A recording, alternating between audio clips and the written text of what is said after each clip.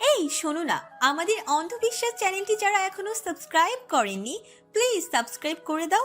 আর অল্প কিছু সাবস্ক্রাইবার হলে 1 লক্ষ পরিবার হবে। সবাই প্লিজ সাবস্ক্রাইব এবং বেশি বেশি শেয়ার করে দাও প্লিজ। এমন কেন করছো দাদি? তুমি তো এমন না। আচ্ছা বলো, ভাগ্যের উপর কি আদৌ আমাদের জোর আছে? আমার বিয়ের পর তো ভাগ্য নিয়ে কত কিছু বোঝাতে, তখন তো বলতে ভাগ্য সব রে দিদি ভাই, ভাগ্য সব।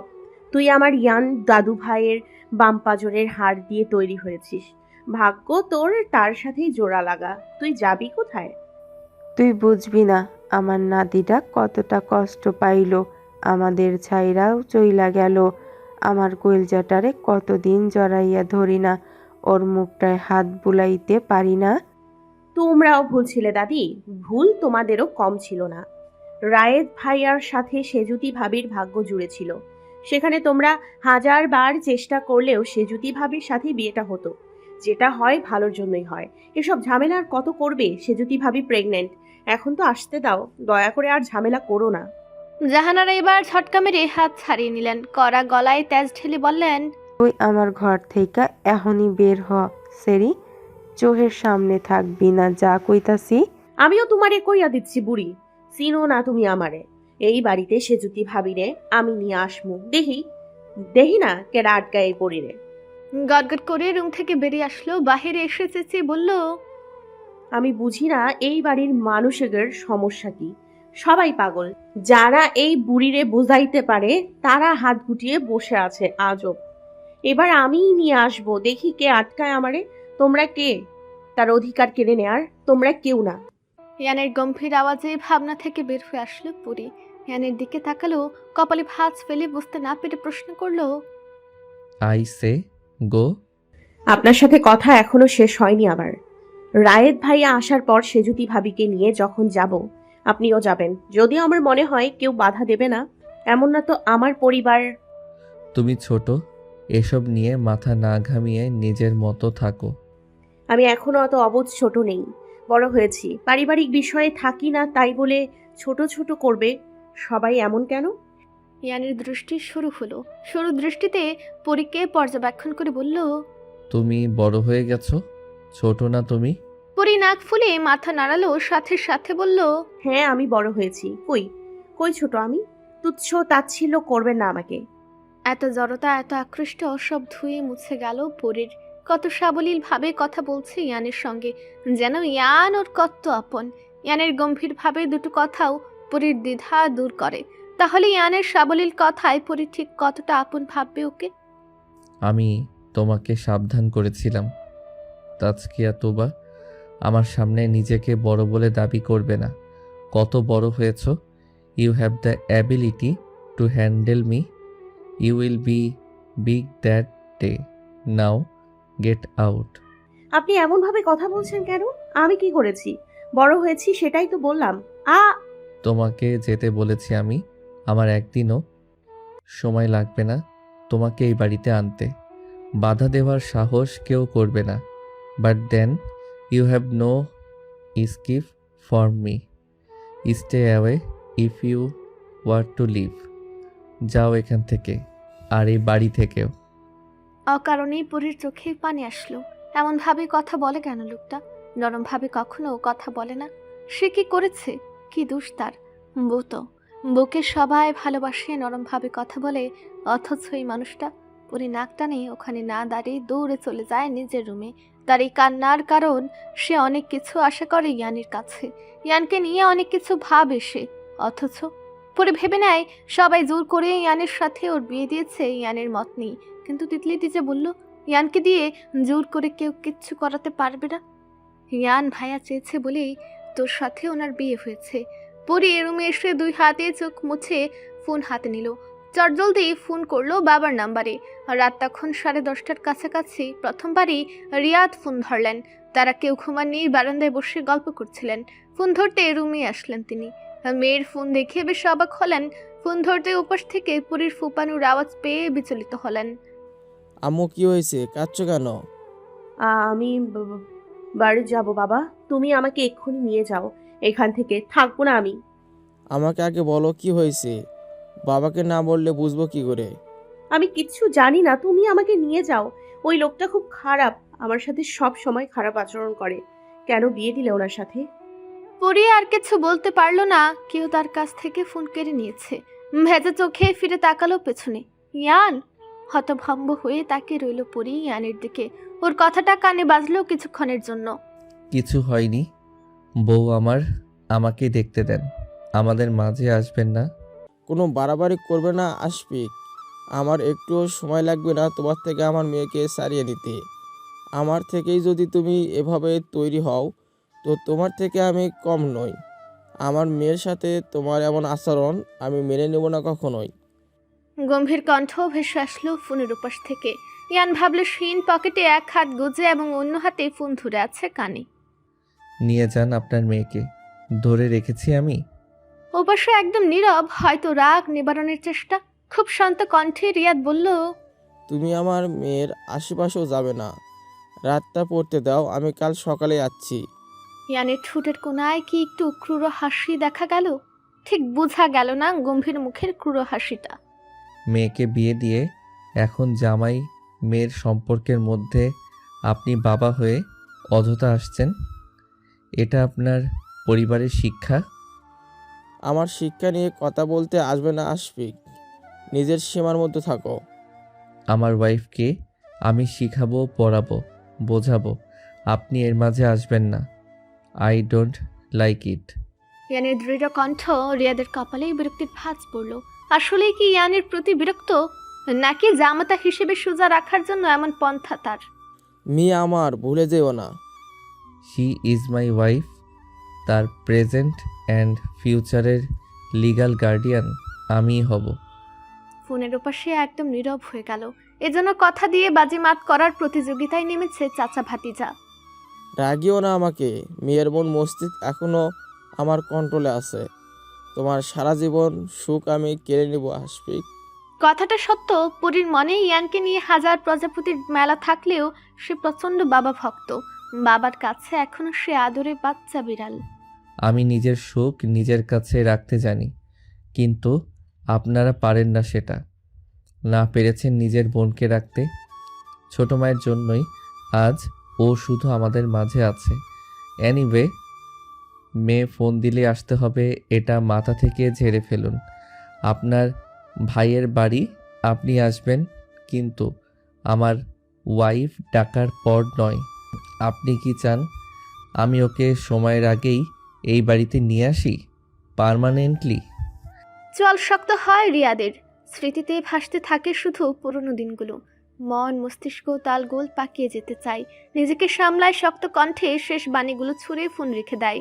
আমার বোনের চোখ থেকে আমি পানি ঝরতে দিয়েছি আশফিক, কিন্তু আমার মেয়ের চোখ থেকে পরি আমার মেয়ে, আমার একমাত্র মেয়ে, আমার জান। ওর চোখ থেকে যেন তোমার জন্য কষ্টের পানি না পড়ে আশফিক। তার জন্য যা করা লাগবে করো, তবে আমার মেয়ে যেন কষ্ট না পায়। কি দৃঢ় তার কণ্ঠ! এতদিন সূক্ষ্মভাবে যে ইয়ানের কাছ থেকে পরীকে দূরে রেখেছিল, এমনিতেও ইয়ান কখনো এগোতো না পরীর দিকে। পরী ছোট, ইয়ানকে সামলানোর ক্ষমতা ওর নেই। তার উপর রিয়াজ সবসময় কথার মার প্যাচে ইয়ানকে বুঝেছে তার পছন্দ অপছন্দ।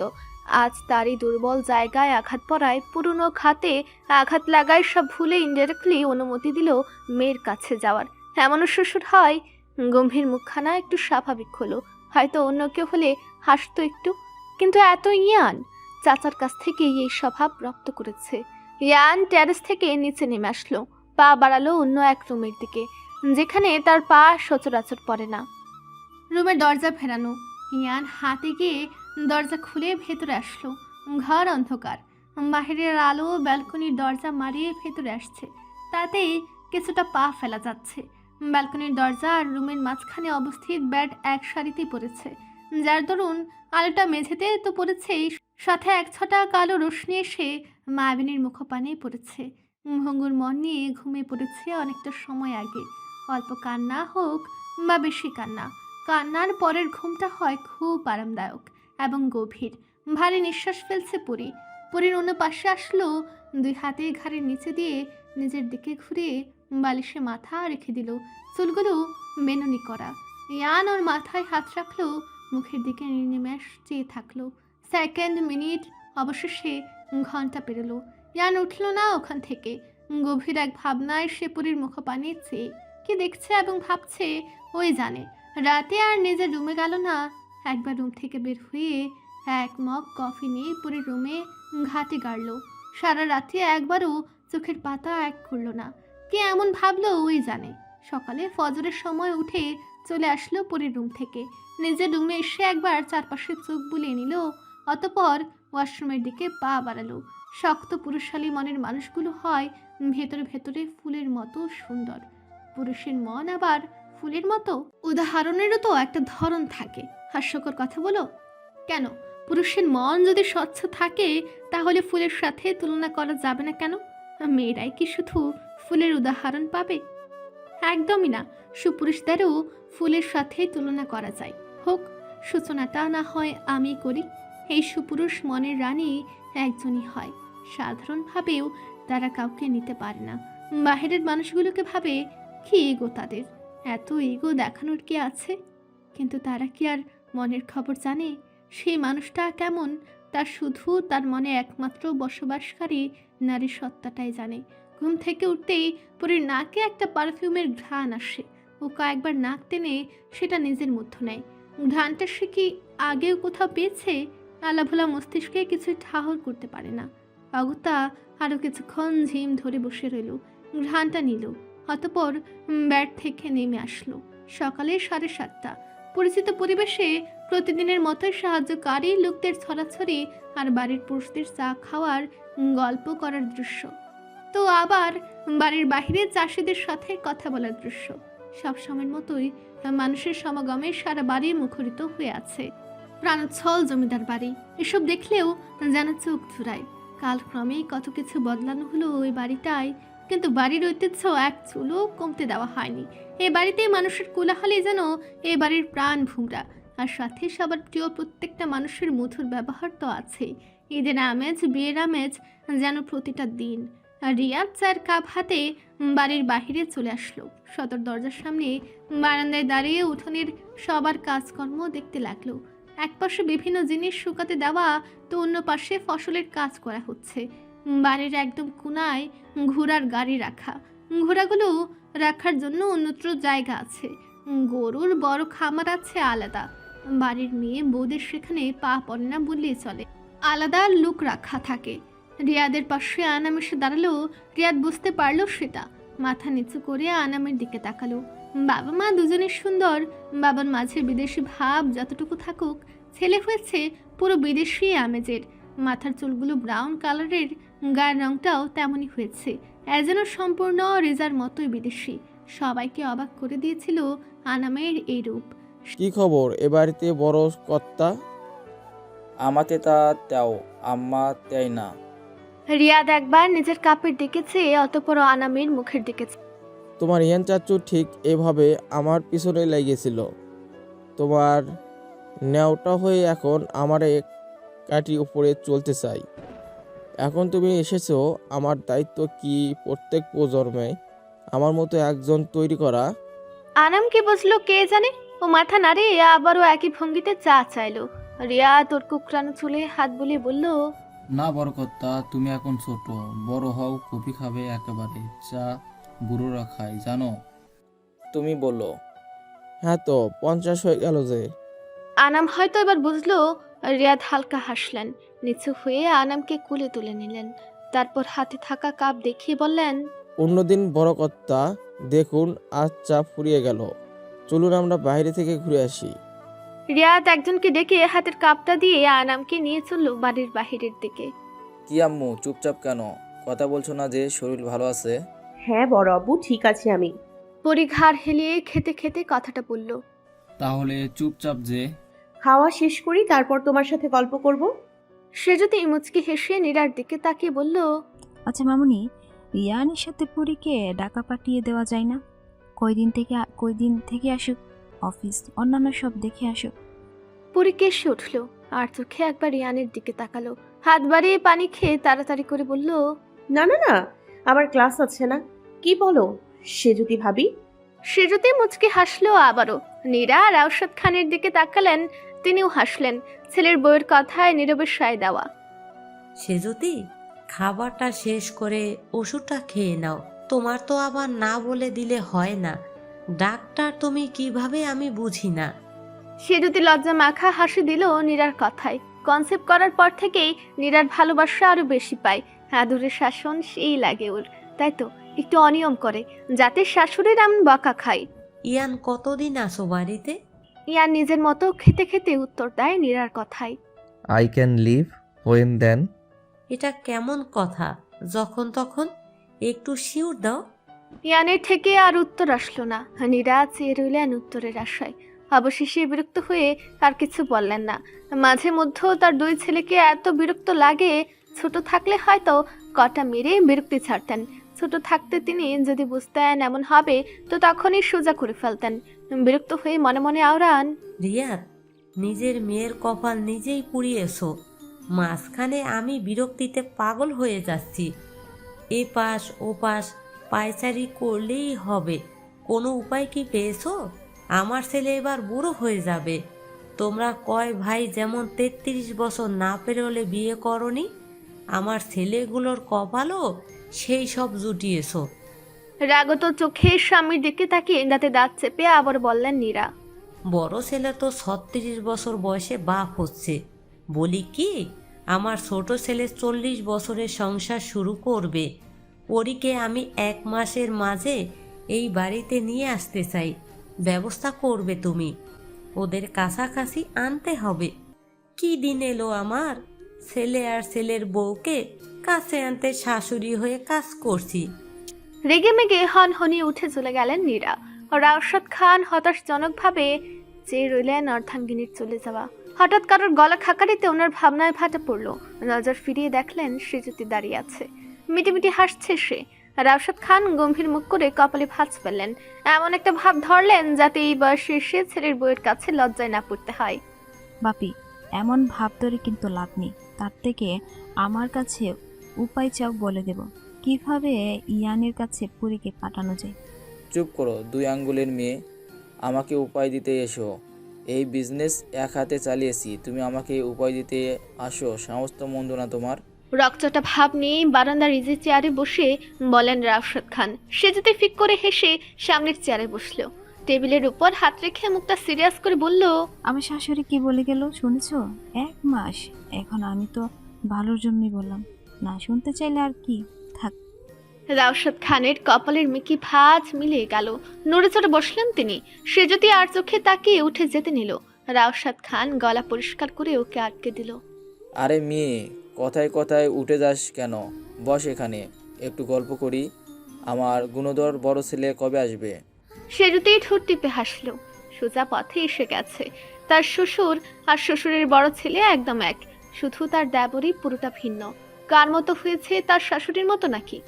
বুঝে না সে যদি নিজের হাসি লুকিয়ে স্বাভাবিক হয়ে বসে রাশাদ খানের কথায় তাল মিলায়। সেও চায় পুরী এবার আসুক।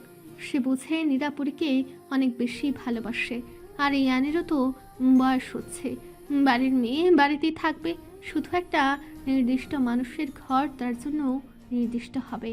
আর কে পড়ালেখা করবে সবই তো ঠিক আছে, তাহলে সমস্যা কোথায়? যা হিসেবে পরীকে তার খুবই পছন্দ। প্রাণোচ্ছল মেয়ে প্রতিটা দিনের মতোই যান্ত্রিক রোবটের মতো কাজ শেষ করে অন্ধকার রাতে ঢাকার নিজস্ব বাড়িতে আসলো ইয়ান। শহরে থাকাকালীন অন্ধকার রাত বলাটা হয়তো ভুল। কৃত্রিম আলো আলোকিত পুরো শহর। অন্ধকারে ছিটে ফোঁটা পাওয়া দুষ্কর। কালো কোট হাতে বাড়ির ভেতরে প্রবেশ করলো ইয়ান। পরনে আপাতত সাদা শার্ট। বাড়িতে প্রবেশ করতেই বিশাল ড্রয়িং রুমের সোফায় নজর গেল। একটা বিড়ালের ছানা আছে। ইয়ানের পায়ের গতি কমলো। আস্তে ধীরে হেঁটে সোফার পাশে যেয়ে দাঁড়ালো। দৃষ্টি স্থির হলো ওর।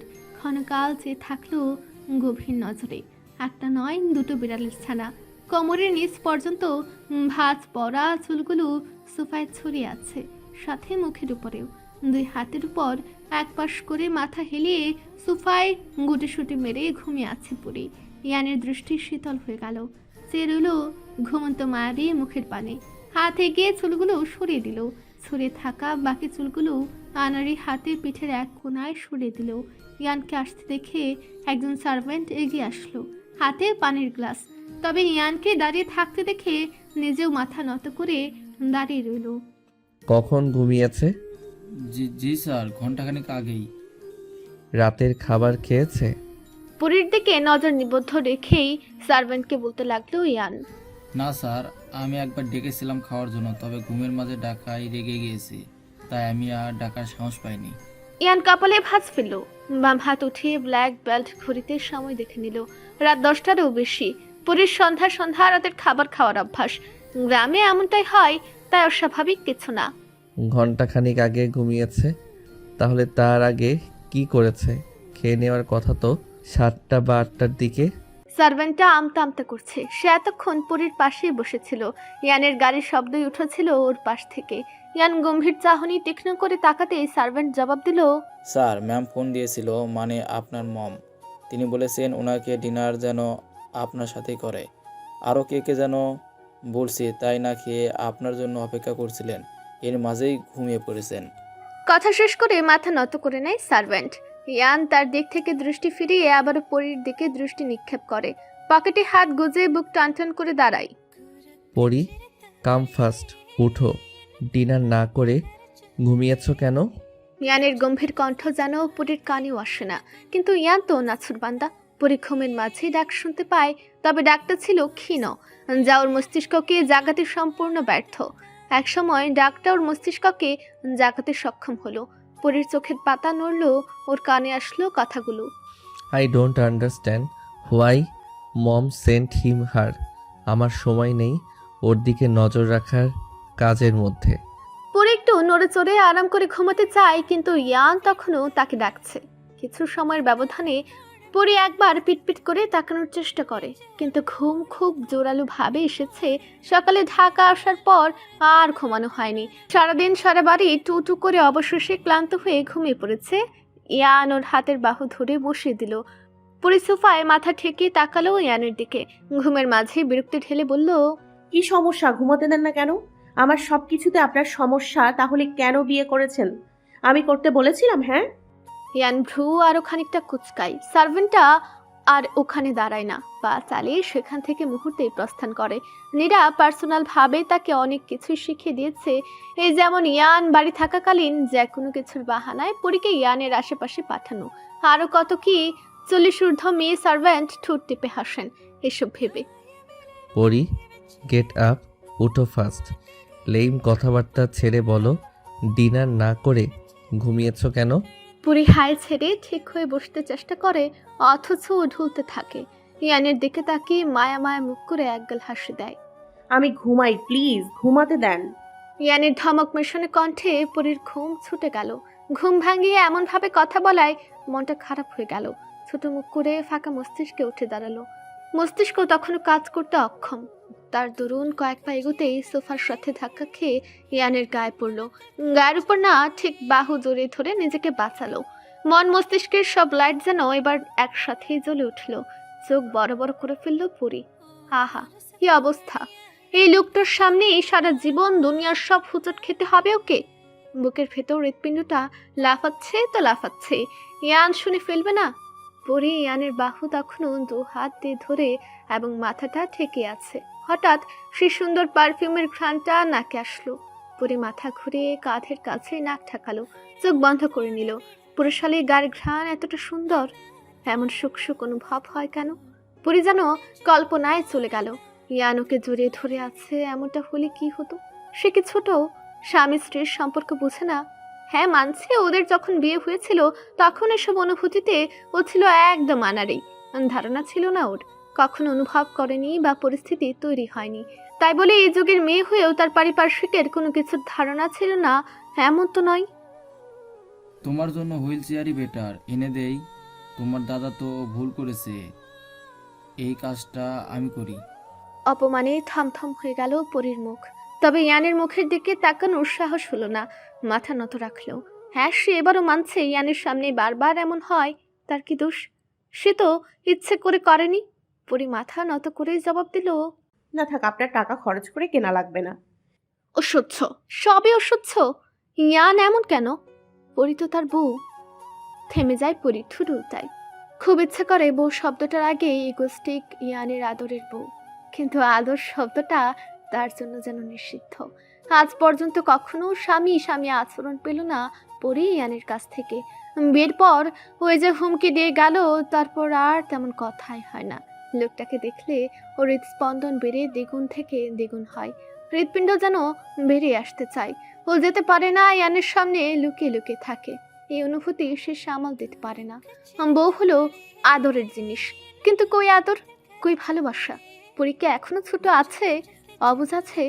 পরি না দাঁড়িয়ে চলে গেল সেখান থেকে। ইয়ান ওখানে দাঁড়িয়ে রইল কিছুক্ষণ, তারপর নিজেও পা বাড়ালো সিঁড়ির দিকে। সময়ের সাথে নিজেকে পাল্টে নিয়েছে। একা থাকাটা নিজের করেছি। নেই কোনো অভিযোগ, নেই কোনো প্রশ্ন। ব্যাস, নিজেকে নিজের মতো গুছিয়ে নিয়েছি। কাউকে ঠকিয়ে ছেড়ে চলে যাওয়া সহজ, কিন্তু কাউকে ভালোবেসে ভুলে যাওয়া সহজ না। আমি ভুলিয়ে দেব। নিজের জিনিসের প্রতি অন্য কারোর বিন্দুমাত্র সহানুভূতি আমি টলারেট করব না। সেখানে তার মনে অন্য কারোর দখলদারি কিভাবে টলারেট করব বেবি? রাস্তার পাশের বেঞ্চে বসে ক্যাটসেট ফিতা বাঁধছিল তিতলি। মাথার উপরে ম্যাপল গাছ। ম্যাপল গাছের লাল আকর্ষণীয় পাতাগুলো বেঞ্চের আশেপাশে সহ বেঞ্চের উপর পড়ে আছে। কিছু ওর গায়ে পড়েছে, আর দূর থেকে কেউ একজন খুব সুন্দরভাবে সেটা নিজের ক্যামেরায় বন্দি করেছে। আনমনে ফিতা বাঁধতে বাঁধতে কথাগুলো বলছিল তিতলি। হঠাৎ চেনা পুরুষালী কণ্ঠে ঘাড় ঘুরিয়ে পাশে তাকালো। চেনা মুখ সপ্তাহ খানিক সময় এখন পূর্ণ হয়নি, চলে এসেছে। তিতলি ভ্রু কুঁচকে দৃষ্টি সরিয়ে নিল। বেঞ্চের হাতলে হাতের কোণে রেখে তিতলির দিকে মুগ্ধ দৃষ্টিতে তাকিয়ে থাকতে লাগলো। ঠোঁটে এক চিলতে হাসি ফুটে। দূর থেকে কেউ এই সুন্দর মুহূর্তটা ক্যামেরায় তুলে নিচ্ছে কারোর নির্দেশে। তিতলি নিজের কাজ শেষে উঠে দাঁড়ালো। পরনে টপস আর স্কার্ট, গলায় স্কার্ট পেঁচানো, সাথে লং কোট। একবার বসে থাকা পুরুষটার দিকে চেয়ে উল্টো ঘুরে হাঁটা শুরু করলো তিতলি। পুরুষটাও উঠে ওর পিছনে হেঁটে আসতে লাগলো। পায়ে বুট জুতা, গায়ে হুডি জড়ানো। হুডির টুপি টেনে দিল মাথায়। অতপর হুডির পকেটে হাত গুজে গুনগুনিয়ে গাইতে গাইতে আসতে লাগলো। তিতলির এক হাত পেছনে। সময়টা তখন বিকালের সর্বশেষ ভাগ।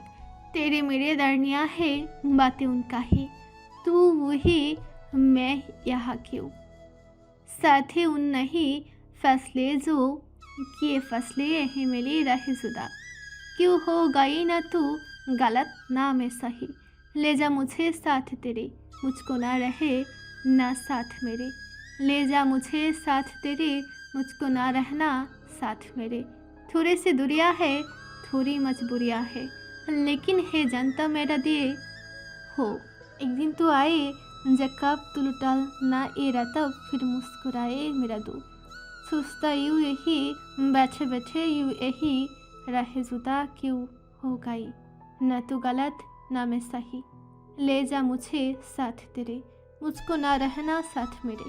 সমস্যা কি আপনার? ইয়ান ভাইয়াকে ফোন করে কিন্তু আমি বলে দিব আপনার বন্ধু তহিদ তাসিন আমাকে বিরক্ত করছে। আমার এই সুবিধা হবে বেবি, জানাও ইয়ানকে।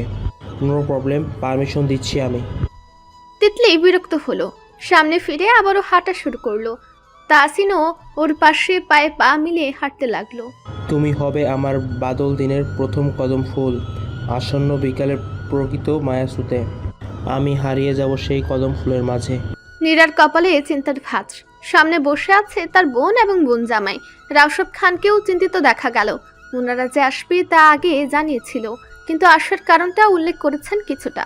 নীরা অভিজ্ঞতা সম্পূর্ণ নারী, তার বুঝতে দেরি হয়নি কি বলতে চেয়েছে তার বোন। নীরা তাও মনে মনে চান যা তিনি ধারণা করেছেন তা যেন না হয়, কিন্তু সেটাই হলো। তার বোন এবং বোন জামাই এসেছে নিশি আর ইয়ানের বিয়ের কথা বলতে। এখানেই থামেনি তারা, পরের সাথে আবার নিশানের বিয়ের কথা উঠিয়েছে। কি আজব ঘটনা! ছেলে আর ছেলের বউ দুজনেরই বিয়ের প্রস্তাব এসেছে, অথচ এই দুজন বছর 3 আগে বিবাহে আবদ্ধ হয়ে আছে। নীরা একবার রাউসাদ খানের দিকে তাকালেন। সেই মুহূর্তে তিনি তো ইয়ান আর পরীর এঙ্গেজমেন্ট চেয়েছিলেন, তবে বিয়ে হয়ে গেল। তা না হয় ঠিক আছে, সমস্যা নেই তার, কিন্তু বাকি কাউকে আর জানানো হয়নি, এমনকি নিজের বোনকেও না। নিশির সাথে ইয়ানকে ভেবে রেখেছিল নিশির বাবা আরও বছর কয়েক আগে, তবে আগে কেন বলেননি তিনিই ভালো জানেন। তবুও ভালোই হলো আপু, এখন নিশি আর নিশান দুজনেই বিষয় একসাথে বললাম। কি বলেন দুলাভাই? নিশির বাবা একজন রাজনৈতিক নেতা, বিচক্ষণ মানুষ রাউশাদ খান আর নীরার মুখাবয়ব ভালো মতো পর্যবেক্ষণ করলেন। কোনো সমস্যা? আপনাদের মুখ এমন লাগছে কেন? নিশির বাবার কথায় রাউশাদ খান স্বাভাবিক হয়ে নড়েচড়ে বসে হালকা হেসে বললেন, এমন কিছু না, আগে তোমরা নাস্তা করো প্লিজ। কথা বলার সময় তো পালিয়ে যাচ্ছে না। কয়দিন থাকবে তোমরা আমাদের এখানে? দুলাভাই, সেই কপাল কি আর আছে বলেন? আপনাদের নেতার জন্য তো বোনের কাছেও এসে থাকতে পারি না দুদিন। এরপর ছেলে মেয়ে তো আছেই। ছেলে মেয়েদের বিয়ে দিয়ে আমি সব জায়গায় ট্যুর দেব। আপনারাও যাবেন? সোফার পাশে দাঁড়িয়ে আছে সেজুতি। এতক্ষণে তার মাথায় খেলল কয়েক মাস আগে বলা নিশির কথা। এসেছিল কয়েক মাস আগে, আজও এসেছে, তবে এখানে নেই আপাতত। সেজুতি নিশির সাথে গল্প করছিল। গল্প বললে ভুল, নিশির কাজ ছিল ইনডিরেক্টলি সেজুতির সাথে রূপে গুণে পারিবারিকভাবে সব দিক দিয়ে নিজেকে উঁচু প্রমাণ করা। সেজুতির বাবা ডাক্তার হলেও তারা নিশিদের থেকে ইভেন রায়দের থেকেও অনেকটা নিচে ছিল বলা চলে। তবে তারা উচ্চবিত্ত। এই যে উচ্চবিত্তদের মধ্যেও পার্থক্য থাকে, সেটা তো সেদিন নিশি তাকে বোঝালো ইনডাইরেক্টলি। সেজুতি মুচকি হেসে সব কথা শুনেছে। খারাপ লাগবে কেন তার? সে ছোট থেকে হাই সোসাইটিতে বড় হয়েছে। তার মন মানসিকতা ভালো বলেই রায়দের এতটা আপন হতে পেরেছে। নিশি তো বাচ্চা মেয়ে, তার থেকে কত ছোট, এসব ধরে কেউ? সেদিন নিশি কথায় কথায় বলেছিল, যাই হোক, আপনারা আমরা একই বাড়িতেই থাকবো। এক বাড়িতে না থাকি সম্পর্ক তো গাঢ় হবে। ঠিক বুঝলাম না নিশি, তুমি তো আমার ননদ সম্পর্কে তো গাঢ়। নিশি রহস্যজনকভাবে হেসে বলল, কয়েকদিন তো এসেছো, আমি তো ছোট থেকেই এখানে, এই বাড়ির। কদিন পর পার্মানেন্ট হয়ে যাব। That's it. দেখো, তোমাকে আমি একটা কথা বলতে চেয়েছিলাম। হঠাৎ করে ঘটনাটা ঘটে গেল, কাউকেই বলা হয়নি। ফ্যামিলি সবাই জানে। সেই সময় ইয়ানের দাদি বাড়ি সবাই উপস্থিত ছিল। সময়ের কালক্রমে আর কাউকে অবগত করা হয়নি। ভেবেছি একবারে বলবো। নিশির মা নিজের স্বামীর দিকে তাকালেন, হাসি মুখে আবার বোনের দিকে তাকিয়ে সহজ গলায় বললেন, কি বিষয় আপা? রাউশাদ খান আর নীরা আবারও একে অপরের মুখ চাওয়াচাই করলেন, চুপ থাকলেন।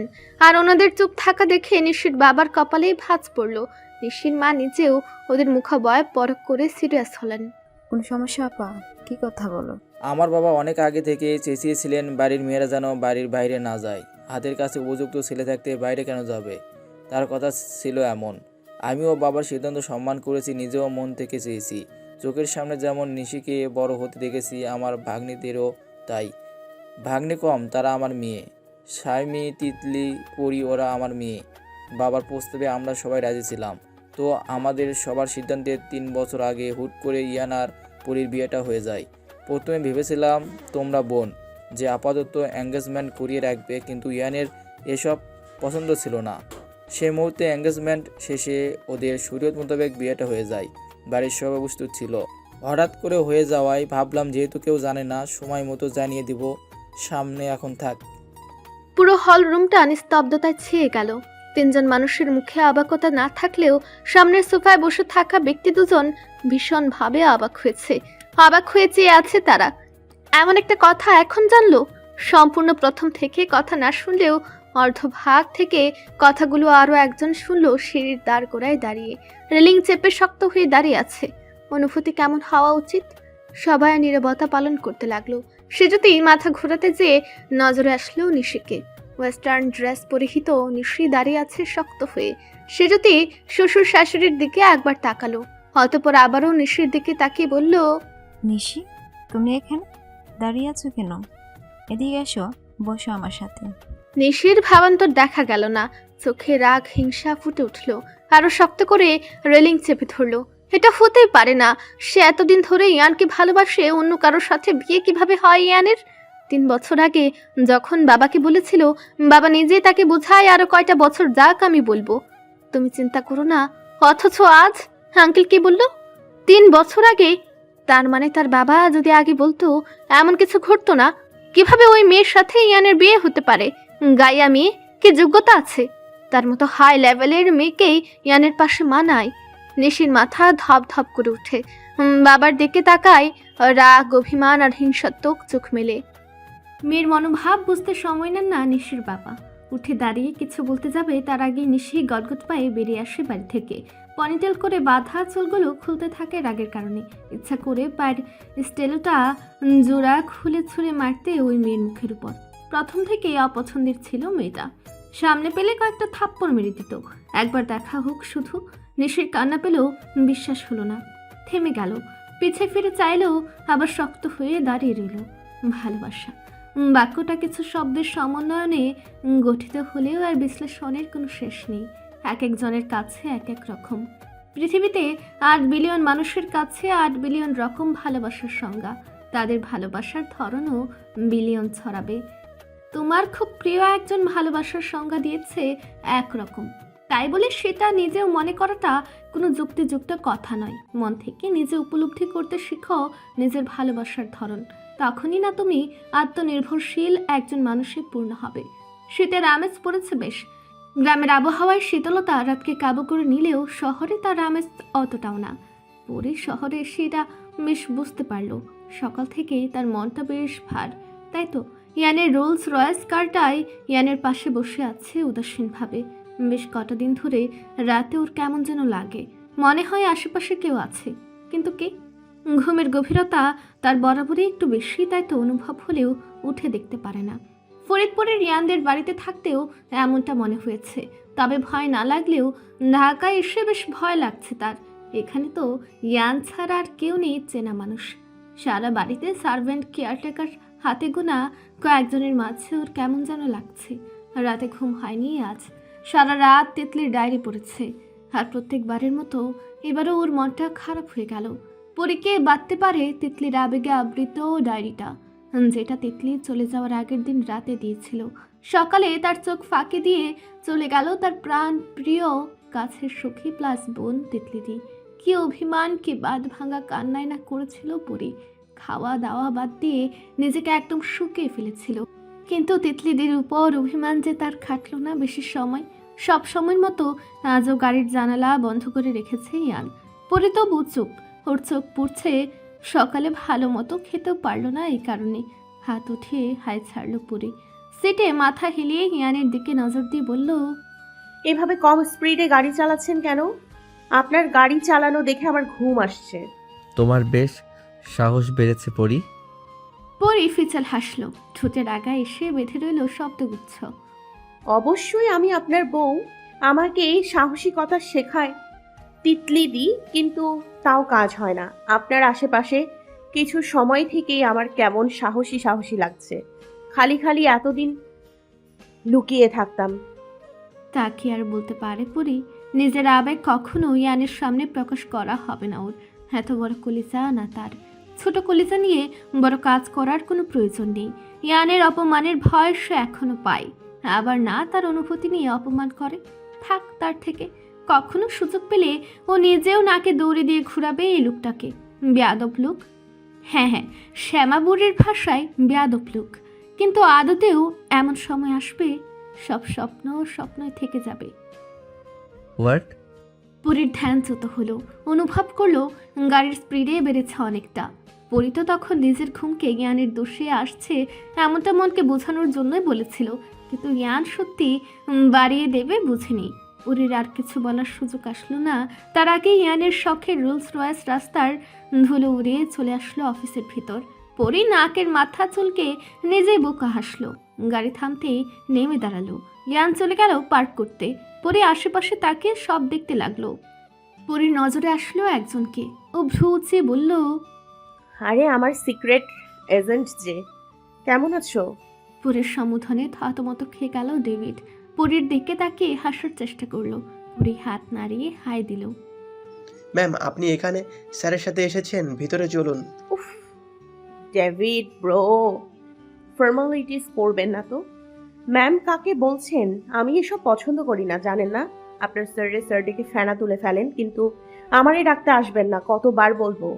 ডেভিড চুপ হয়ে গেল। পরির পেছনে নজর যেতেই পরি নিজের কথা শেষ করে ভ্রু কোচকে মুখ ভার করে তাকালো ডেভিডের দিকে। পরি থেমে গেল। স্যার? স্যার বলতে কোন স্যার? ডেভিডের দৃষ্টি অনুসরণ করে পেছনে তাকালো। মেয়েকে হাসি ফুটলো মুহূর্তেই। ঠিক সময় থামিয়ে দিয়েছে ডেভিড তাকে। নয়তো চুলের গুড়ায় গুড়ায় বুদ্ধিতে পরিপূর্ণ মানুষ ধরে ফেলতো সব। না, সিক্রেট মানুষের সাথে সিক্রেট ভাবে কথা বলতে হবে এখন থেকে। ইয়ান একবার পরীর দিকে চেয়ে চোখের ইশারায় ভিতরে যেতে বলে। নিজেও প্যান্টের 2 পকেটে হাত গুজে ভিতরের দিকে পা বাড়ায়। পরি শুকনো ঢুক গিলে হাঁটতে থাকে। অফিসে ইয়ানের এন্ট্রি দেখে সে হতবিহ্বল। আবারও ছোটখাটো একটা ক্রাশ খেলো। কি দেখতে এই লোক! পরি নিজের হাত উঁচু করে দেখলো, উজ্জ্বল শ্যামা হাত দুটো। মুখ ছোট হতে চাইলেও নিজেকে স্বাভাবিক রাখলো। তিতলির কথা কানে বাজলো। সোনা, কখনো নিজেকে ছোট ভাববি না। ইয়ান ভাইয়া পাশে দাঁড়ানোর জন্য তোর বাড়তি কিছুই লাগবে না। যদি লাগে না, সে নিজে তৈরি করে নেবে। তুই বাধা পড়িসনি। তবে মনেও রাখবি, ইয়ান ভাইয়া তো সে ব্যক্তিগত আপন মানুষ, পরিবারের পর। তাকে সবসময় রেসপেক্ট করবি। গায়ের রং, শিক্ষাগত যোগ্যতা, পারিপার্শ্বিক সব কিছু নিয়ে তোকে ভাবা লাগবে না। নিজের মতো থাক। শুধু মনে রাখবি, জীবনের প্রতিটা সেক্টর তোর পরিপূর্ণ। যাদের আসার কথা তোর লাইফ সবাই এসে পড়েছে। আর কোনো পুরুষকে আশেপাশে আসতে দিবি না, বুঝেছিস? চোখ খিচে বন্ধ করে নিল পরি। ওর কপাল ইয়ানের হাতের তালুতে ঠেকে আছে। এখনই এই হাদা রামের মতো সজ্ঞানে কাচের দরজার সাথে বেঁধে যেতে নিচ্ছিল। হাঁটতে হাঁটতে ভাবনায় এতটাই মুশকিল ছিল যে কাছের দরজার কাছে এসে গেল সে খেয়াল তার নেই। কি একটা লজ্জাজনক ব্যাপার ঘটতো এভাবে গুঁতো খেলে। সবাই হাসতো, সেটা ভেবেই ও চোখ খেচে আছে। কিন্তু সমস্যা তো আরও একটা, ইয়ান যদি এবার অপমান করে। সব দিকে জ্বালা। বিড়বিড় করে বলল, তুই সিরিয়াস হলেই মরেছিস পরি। এখন সিরিয়াস হয়ে যেই না ভাবতে গেলি কিছু অঘটন ঘটতে যাচ্ছিল কি ঘটে গেছে। এবার অপমান গিলে খাওয়ার জন্য প্রস্তুত হওয়ার কি। এক পা পিছিয়ে এসে দাঁড়ালো পরি। এক চোখ খুলে ইয়ানের দিকে তাকালো। মুহূর্তে ক্যাবলা হাসি দিল। ডেভিড ইয়ানের পাশে তখন। ওর প্রচণ্ড হাসি পেল। মুখে হাত দিয়ে গলা খাকারি দিয়ে নিজের হাসি আটকানোর চেষ্টা করলো। ইয়ান গম্ভীর মুখে ওর দিকে তাকাতেই ডেভিড সব হাসি ভুলে ফুল স্টপ বসিয়ে দিল মুখে। শটান দাঁড়িয়ে পড়ল। পরি পেছনে হাত বেঁধে ইয়ানের দিকে তাকিয়ে হেসে হেসে সামনে পা বাড়ালো। ইয়ান এবার বুকে হাত গুজে দাঁড়িয়ে। সঙ্গে সঙ্গে পরি আর্তনাদ করলো। বিরক্ত হয়ে বাহুতে হাত রাখলো। কি একটা অবস্থা! আজ তার নাজেহাল হবার দিন। নিশ্চয়ই এটা ইয়ানের সাথে এসেছে বলে মুখ ফুলিয়ে ফেললো পরি। ইয়ানকে একবার দেখে কাচের দরজার দিকে নাক ফুলিয়ে তাকালো। বিড়বিড় করে গালি দিতে দিতে হাত দিয়ে দরজা খোলার বৃথা চেষ্টা করলো। এটা আবার কি, খুলছে না কেন? ডেভিড ওর অবস্থা বুঝতে পেরে এগিয়ে এসে নরম কণ্ঠে বলল, ম্যাম, আপনি হাতটা একটু সরান। কেন? ম্যাম, জাস্ট একটু। পরি বিরক্ত হয়ে হাত সরালো। মনে মনে বলল, যেমন এর অফিসের জিনিস সব এমন। ডেভিড নিজে দরজা খুলে দিয়ে পরির দিকে তাকালো। পরি কিছু না বলে ভেতরে চলে আসলো গদগদ করে। পরেনো ওর পিঙ্ক কালারের একটা গাউন আর মাথায় হিজাব। ইয়ানের সাথে বিয়ে হওয়ার পর থেকে যেন এক দেওয়াল তৈরি হয়েছে, যেখানে পরি ইয়ানের বেঁধে দেওয়া নিয়মের মাঝে আটকে আছে। অথচ সে এই বিষয়ে অবগত নয়। ভেতরে এসে পরি মুগ্ধ হলো। এত সুন্দর অফিস হয় ওর ধারণা নেই। তবে সব জায়গায় নীরবতা বিরাজমান। চারপাশে দেখতে দেখতে হাঁটছে পরি। অনেকেই যাওয়ার পথে ইয়ানকে গুড মর্নিং জানাচ্ছে। আর চোখে পরির দিকে তাকাতেও ভুল করছে না। অস্বাভাবিক কিছু না। অ্যাট্রাকটিভ পার্সোনালিটির সিওর পাশে একটা বাচ্চা মেয়েকে দেখে পরি মুখ ভ্যাংচালো। কারো নজরে না আসলেও ইয়ানের চোখের আড়াল হলো না তা। দীর্ঘ বাইক রাইডিংয়ের পর বাইক থামলো সবুজে ঘেরা পাহাড়ের গা ঘেঁষে তৈরি হওয়া সরু রাস্তায়। বাইক রাইডিংই তো। গত ঘন্টা খানেক একটানা বাইক চালিয়েছে স্বয়ং তৌহিদ তাসিন, হ্যাকারিংয়ে এক্সপার্ট। আর পেছনে বাধ্যতামূলক বসিয়ে রেখেছে তিতলি তাসমিনকে। বিরক্তি তখনও তিতলির চোখে মুখে। বাইক থেকে নেমে দাঁড়িয়ে আশেপাশে চোখ বুলিয়ে নিল। সময়টা প্রায় বিকালের শেষ ভাগে। ভার্সিটি শেষ করে আজ আর হোস্টেলে যাওয়া হয়নি তার। তৌহিদ তাসিন তাকে যেতে দেয়নি। লোকটার মাঝে কিছু একটা আছে। তিতলির নাকে হ্যাঁ বানানোর চেষ্টা না করে তাকে দিয়ে যে কাজটা ঠিকই করে নেয়। এ যেমন গেটের বাহিরে দাঁড়িয়ে তাকে যা কোনো উপায় রাজি না করে সোজা বাধ্যতামূলক নিয়ে আসলো। আজব লুক। তৌহিদ হেলমেট খুলে মাথা ঝাঁকালো। ঝাঁকড়া চুলগুলোকে ব্যাগ ব্রাশ করে ঠিক করলো। বাইক থেকে নেমে তিতলির হাত ধরলো অনুমতিবিহীন। হাঁটতে শুরু করলো সামনে। এটা নতুন না, তবু তিতলি কপালে ভাঁজ ফেলে গম্ভীর মুখে তাকালো তৌহিদের দিকে, যেন সে মহা বিরক্ত। বেবি, ওভাবে তাকানোর কিছুই নেই। জাস্ট হাত ধরছি, কোমর জড়িয়ে তো হাঁটছি না, বিয়ে হতে দাও, সেটাও করব। দৃষ্টি সামনে রেখে আগের মতো অবিচল হাঁটতে হাঁটতে বলল তাসিন। বিরক্তিকর শ্বাস ছাড়ল তিতলি। অন্যদিকে মাথা ঘুরিয়ে আর কিছু না বলে তাসিনের সাথে পায়ের কদম মিলিয়ে অজান্তে হাঁটতে লাগলো। বিরক্তি চোখে তাকাতেই যার মুখের লাগাম থাকে না, সেখানে মুখ খুলে নিজেকে বিরক্তির সপ্তম আসমানে পৌঁছে দেওয়ার কোনো যুক্তি আসে না। খুব সন্তর্পণে সাবধানের সহিত তিতলিকে আগলে নিয়ে আসলো পাহাড়ের চূড়ায়। তিতলি আন্দাজ করতে পেরেছে পাহাড়ে উঠতে দেখেই তাকে সূর্যাস্ত দেখাতে এনেছে তৌহিদ তাসিন, যাকে ইংরেজিতে বলে সানসেট। এটাতেই বিরক্তি প্রকাশ কখনো করবে না তিতলি। 2 মাস আগে তাসিন তাকে সূর্যোদয় দেখাতে এনেছিল এভাবে। বিরক্তি প্রকাশ করতে গিয়ে এই জিনিসটা স্মরণে নেই তার। বুকে হাত গুজে দাঁড়ালো পাহাড়ের এক পাশে এসে। তাসিন ওর পেছনে এসে দাঁড়ালো মিষ্টি হেসে। মহারানী, আমার মহারানী, একদিন শুভ্রতার চাদর জড়িয়ে ধীর পায়ে গহীন সবুজে হারিয়ে যাব। শুকনো পাতার মরমরিয়ে পেছনে ফেলে যাব যতক্ষণ ক্ষতবিক্ষত পচে যাওয়ার সময়। ছাড়িয়ে যাব মায়ের বাঁধন, কথার মারপ্যাচ, অযাচিত্র সব আয়োজন। চোখ বন্ধ করে কেবল হারিয়ে যাব শেওড়া হিজল বট নাম না জানা বৃক্ষ ছাড়িয়ে গহীন বনে। বিশুদ্ধ নিঃশ্বাসের সাথে বয়ে যাবে সবুজের শুদ্ধতা। আমি মুগ্ধ হব রবের সৃষ্টিকর্ম দেখে তোমাকে। মন মাতোয়ারা এক পরিবেশ। তিতলি চোখ বন্ধ করে নিল। এখানে এসে অনেক অভিজ্ঞতা হয়েছে তার, অনেক সমস্যার মুখোমুখি হয়েছে সে। একটা সময় তৌহিদ তাসিন এলো, সব সমস্যাগুলো এক নিমিষেই সরিয়ে দিল তার আশপাশ থেকে। তবু সে বিরক্তি দেখাবে, দেখতে চায় সে কয়দিন সইতে পারে তৌহিদ তাসিন। মানব দেখে আমি বড্ড ক্লান্ত, তাদের আচরণে আমি পরিশ্রান্ত। এখন ভিন্নতার স্বাদ পেতে চাই। একদিন শুভ্রতার চাদর জড়িয়ে আমি ধীরে পায়ে আরো গহীনে হারিয়ে যেতে চাই। ম্যানেজার অনেকক্ষণ পর ডেভিডকে জিজ্ঞেস করার সুযোগ পেল অবশেষে। ঘন্টা খানেক সে কৌতূহলে ডুবেছিল মেয়েটাকে। এর আগে তো দেখেনি কখনো। স্যারের সাথে এলো, আবার স্যারের কেবিনে নানি বানি করছে, তো সারা অফিস চক্কর দিচ্ছে। ফার্স্ট ফ্লোর তো আবার দেখছে 4th ফ্লোরে দেখছেন। এলিয়েন নাকি কিভাবে সব জায়গায় দেখছেন তিনি। মাথা নষ্ট হওয়ার উপক্রম ওনার। 1 ঘন্টার মাঝে যেন হাওয়ায় ভেসে বেড়ানো।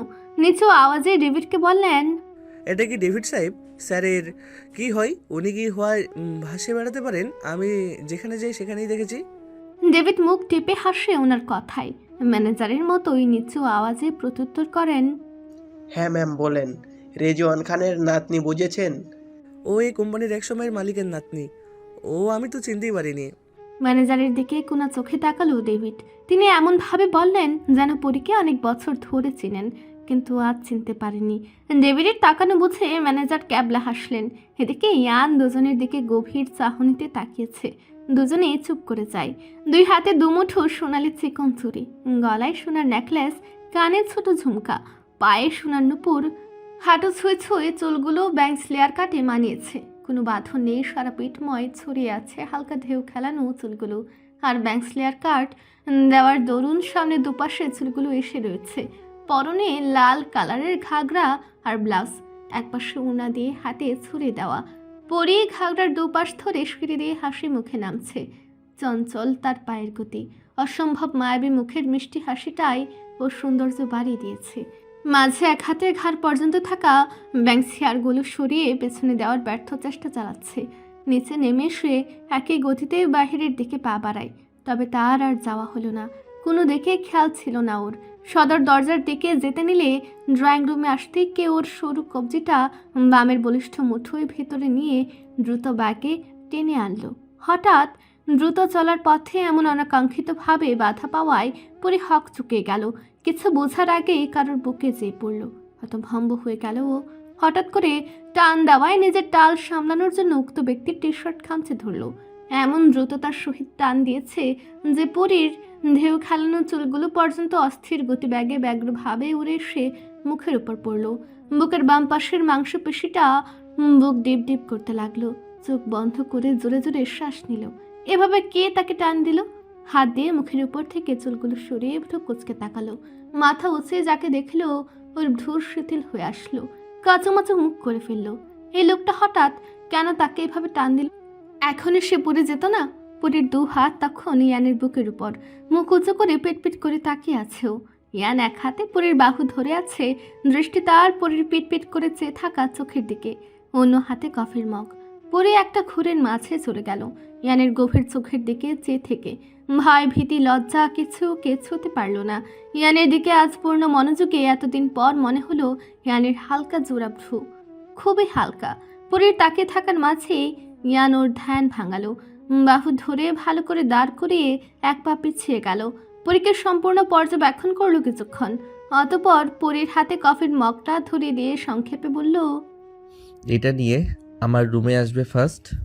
পরীকে আবারও সূক্ষ্ম নজরে দেখে বড় বড় কদমে নিঃশব্দে সিঁড়ি বেয়ে উপরে চলে গেল। আর পরী হা হয়ে দাঁড়িয়ে রইল। এটা কেমন কথা হলো? পরী দাঁড়িয়ে আছে ইয়ানের অন্ধকারের ঘরের দোরগোড়ায়, দু হাতের ভাঁজে কফির মগটা পড়ে আছে। হাতের তর্জনী আঙুলটা সমানে কফির মগে ঠক ঠক আওয়াজ তুলছে। ঠোঁট কামড়ে আড়ষ্ঠতা প্রকাশ করছে সে। আড়ষ্ঠতা যে আজ আষ্টি পৃষ্টি জড়িয়ে ধরেছে তাকে। এক এক সময় এক এক অনুভূতি নিয়ে পুরী পাগল প্রায়। ফুস করে নিঃশ্বাস ফেলল। এমন কেন হয়? এই প্রশ্নটা আর করার উপযোগী না। ইয়ান নামক কঠিন মনের পুরুষটার তার এমন অনুভূতির উৎসস্থল। গলা পরিষ্কার করে পুরী মিনমিনিয়ে কণ্ঠে বলল, কফি ঠান্ডা হওয়ার পর কফি চেক করো, ঠান্ডা হলে আবার যাও সার্ভেন্টকে দিয়ে বানিয়ে নিয়ে আসো। সার্ভেন্টকে দিয়ে? পরে বিড়বিড় করে উচ্চারণ করলো কথাটা।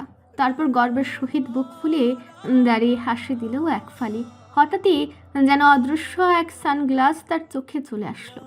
গর্বের সহিত হেসে বিড়বিড়িয়ে বলল, কিছু, এটা আমার বর। How sweet. আমাকে দিয়ে কোনো কাজ কখনো করাবে না। পড়ি, তুই তো হ্যাপি লাকি হয়ে গেলি। কে বলেছে আমার বর আমাকে ভালোবাসে না? বাসে। পরীকে ভাবনার ছাদ থেকে চোখের চাহনিতে ফেলে দিয়ে ইয়ান বলে উঠল, দাঁড়িয়ে দাঁড়িয়ে স্বপ্ন দেখা হলে যেটা বলেছি সেটা করো স্টুপিড। পরে হাসি এমনিতে চলে গেল। বিরক্ত হয়ে কফির মগে তর্জনী আঙুল পুড়ে দিল। তারপর ইয়ানের উদ্দেশ্যে উচ্চ গলায় বলল, হালকা গরম আছে। বিপরীতে আর কোনো জবাব আসলো না। পরি পা বাড়ালো রুমের ভেতর। হাঁটার তালে তার সোনার নূপুর জোড়া ঝুনঝুন আওয়াজ তুলছে। ঘাগড়ার জন্য নূপুর অদৃশ্যমান। পরি ভেতরে এসে আশেপাশে চোখ বুলিয়ে নিল। ড্রিম লাইট জ্বালানো। এরপরে ইয়ানকে নজরে আসলো। কাউচের সামনে সিঙ্গেল আরামদায়ক সোফায় বসে আছে ইয়ান। থুতনিতে হাত রেখে পরীর দিকে তাকিয়ে আছে। পরীর কেন যেন মনে হলো ইয়ান তাকে কিছু বলবে, নয়তো এভাবে আয়োজন করে ডাকলো। গুটি গুটি পায়ে এগিয়ে আসলো ইয়ানের সামনে। দু হাতে এগিয়ে দিল কফির মগটা। ইয়ান একবার সেটা দেখলো, তবে নিজ হাতে নেওয়ার প্রয়োজন বোধ করলো না। পরীকে ইশারায় তার পাশের সিঙ্গেল সোফায় বসতে বলল। পরে ছোট্ট টি টেবিলের উপর মগটা রাখতে গেলে ইয়ানের বাধা পেল। এটা নিয়ে বসো। কিন্তু কেন? আবারও নীরবতা। পুরো রুমটায় যেন মানুষের অস্তিত্ব নেই। পুরি উত্তর না পেয়ে কফির মগ হাতে বসলো। Drink it. I say drink it পড়ি, খেতে বলেছি তোমাকে। জলদ গম্ভীর শোনালো ইয়ানের কণ্ঠ। পরে মুখ ফুলিয়ে চেয়ে রইল কিছুক্ষণ। ইয়ান ওর দিকে তাকাতেই তাড়াতাড়ি করে খেতে নিল। আচ্ছা, এটাতে চিনি দেয়া আছে তো? আপনি তো চিনি খান না মনে হয়। অতপর মনে মনে বলল, যে কথার ধরন আর মুখবয়ব মিষ্টি, খেলে কি আর এমন হয়? হোয়াট ডু ইউ সে? পরে হেসে মাথা নাড়ায়, তারপর কফিতে চুমুক দেয়। কিন্তু যে বিষাক্ত মুখ বানিয়ে চুমুক দিল, ভিন্ন স্বাদ লাগলো। আবারও টেস্ট করলো। না তো, তিতা তিতা লাগছে না কেন? চিনি সাদা বিষ উইথ হোয়াইট পয়জন। কখনো চা কফি খাবে না প্রয়োজন পড়লে, বাট চিনি খাওয়া চলবে না, আন্ডারস্ট্যান্ড? ড্যাব ড্যাব করে চেয়ে থাকলো পরি ইয়ানের পানে। তার মানে এ কথাও কি তার মা লাগিয়েছে? তাহলে হঠাৎ ইয়ান এই কাজ করবে কেন? কফিতে মধু দেওয়া ছিল, চিনি না। পরি এতক্ষণে বুঝলো সে মধুর মতো মিষ্টি হলেও মধু তার অতটা প্রিয় কখনোই না। মৃদা জোর করেও খাওয়াতে পারতো না, আর আজ ইয়ান খাইয়ে ছাড়লো। এটা শেষ করো, ডোন্ট মেক এক্সকিউজেস। পরি চুপ করে শেষ করলো। বেশি ছিল না, তাহলে কি ইয়ান খেয়েছিল এটা? পরির মনে হলো ছোটবেলায় জোর করে মায়ের দুধ খাওয়ানোর বিষয়টা। এমনটাই অনুভব করলো সে। মগটা টেবিলের উপর রেখে ইয়ানের দিকে তাকিয়ে বলল, আমি এখন গেলাম। হ্যাঁ। ইয়ানের সাথে লেগে পরি কখনো পারবে না। এই লোকটা তাকে এক হাতে ধরলে বেরোবার সুযোগ নেই, তাই মেনে নেওয়া ভালো। Have you grown up? সে শীতল চোখে তাকালো ইয়ান।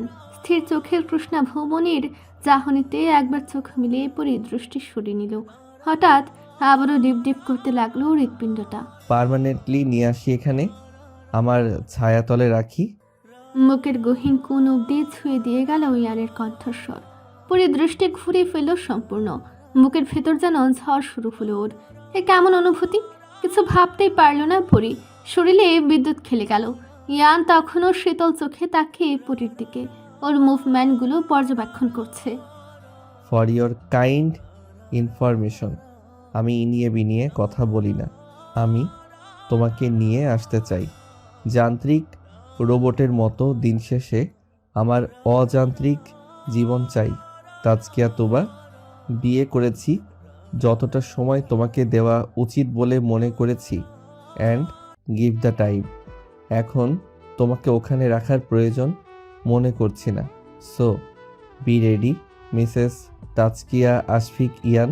নিঃশ্বাস আটকে বিছানার উপর শক্ত হয়ে বসে আছে পরি। অনুভূতির জোয়ারে ওর অবস্থা করুন। বারংবার মনে পড়ছে ইয়ানের উক্ত কথা। চারপাশে হাজারো প্রজাপতি ঘুরে বেড়াচ্ছে তার কাঁধে বসার জন্য। কানে এসে ফিসফিস করে বলে যাচ্ছে, আর কতক্ষণ সখী, আর কত সময় নেবে? এবার তো আমাদের বসতে দাও, তোমার রঙিন মনের আচ্ছাদনে। কিন্তু পরি অনর, ওর শ্রবণ শক্তি যেন লুপ পেয়েছে। এই যে বাহির থেকে বারবার একজন সার্ভেন্ট তাকে ডেকেই যাচ্ছে রাতের খাবার খাওয়ার জন্য, যিনি বেশিরভাগ সময় পরীর সঙ্গ দেন। পরীকে ডেকেও না পেয়ে ঘরে উকি দিল। ওর অবস্থান নিশ্চিত হয়ে ইয়ানকে জানানোর জন্য পা বাড়ালো। কি হলো মেয়েটার? বেশ ভালো লাগে মেয়েটাকে, এত ভালো না সবার সাথে মন খুলে কিভাবে কথা বলে, কোনো দ্বিধাহীন। সেদিন তো তাদের সাথে খেতে বসলো। অহংকারহীন একটা মেয়ে। গল্পে গল্পে পরি বলল, এই কথাটা তিনি বিশ্বাস করেননি, কিন্তু উনি তো আর জানেন না কথাটা সত্য, সময় সাপেক্ষে। পরি বিছানায় শুয়ে চোখ বন্ধ করলো। হাত বাড়ালো, ফোন নেওয়ার জন্য পেল না। উঠে বসলো আবারও। টি টেবিলের উপর থেকে ফোন নিয়ে বিছানায় আবারও শুয়ে পড়লো। পরিচিত মানুষটার নাম্বারে ফোন করলো। সফেদ রঙা নরম বালিশটায় মুখ গুজে রইল। তাকে বলা দরকার সবটা।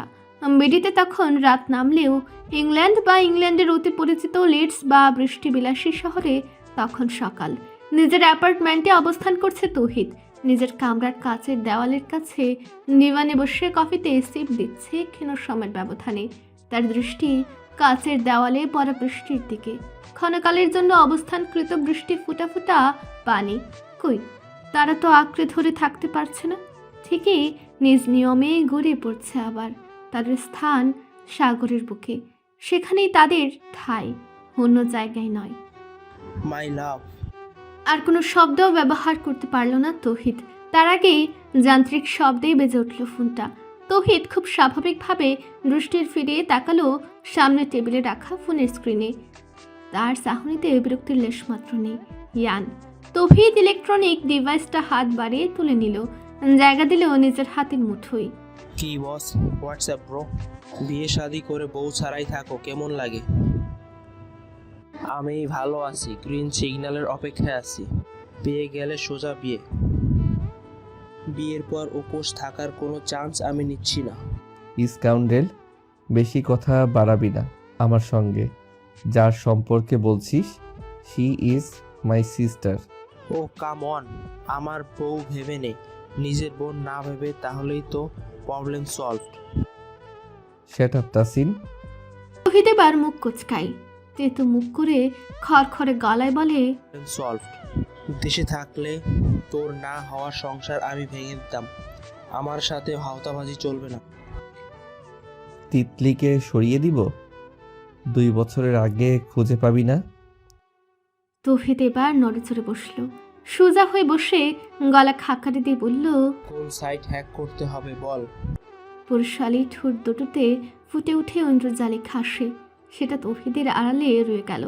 দ্বিতীয় কেউ এই হাসি দেখে মুগ্ধ হওয়ার সুযোগ পেল না।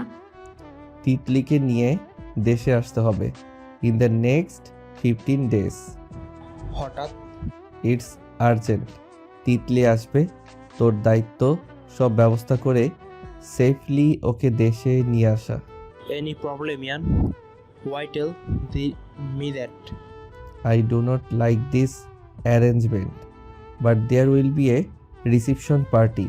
I will bring Tazkia to me. What, really? একটু চেঁচিয়ে বলে উঠল তৌহিদ, তার কণ্ঠে অবাকতা। একটু পর মেকি ঝাঁঝালো কণ্ঠে বলল, হোয়াট ইজ দিস ইয়ান? পরি এখনো ছোট একটা মেয়ে। বয়স কত হবে ওর? 19-20। তোর সাথে ওর বয়সের পার্থক্য দেখছিস? ইয়ান চুপ, তার মুখের প্রতিক্রিয়া নির্বিকার। ও জানে আর পরের কথাগুলো কি হবে। ওর ভাবনাকে সত্যি করে দিয়ে তৌহিদ বলল, কি হলো বল, সেই তো পরীকেই বিয়ে করতে হলো। তুই কথা মানবি না বলে গ্রাম নিজেদের বাড়িতে গেলি না কত বছর। বয়সের তারতম্য দেখেছিস সবসময়। সেই পরীকেই তো বিয়ে করলি, এখন সংসারও শুরু করবি। সংসার কি আদৌ হবে? জলদ গম্ভীর ভাব এবার দূর কর। I don't care. আমার জীবনের সাথে জড়িয়েছে, এখন মুক্ত হওয়ার সুযোগ নেই। ওর সাথে আমার কোনো সংসার নেই, কখনো হবেও না। তৌহিদ মুখ কুঁচকে জবাব দিল, ঘুরিয়ে পেঁচিয়ে কথা ছাড় ইয়ান, সোজা কথা বল। বেশ অনেকটা সময় নিশ্চুপ থাকলো ইয়ান, অতঃপর ধীরস্থির কণ্ঠে বলল, নিয়মিত ভালোবাসার গল্প শুনতে এবং পড়তে আমাদের অন্ধবিশ্বাস চ্যানেলটি সাবস্ক্রাইব করে পাশে থাকা বেল আইকনটি ক্লিক করুন। ধন্যবাদ সবাইকে।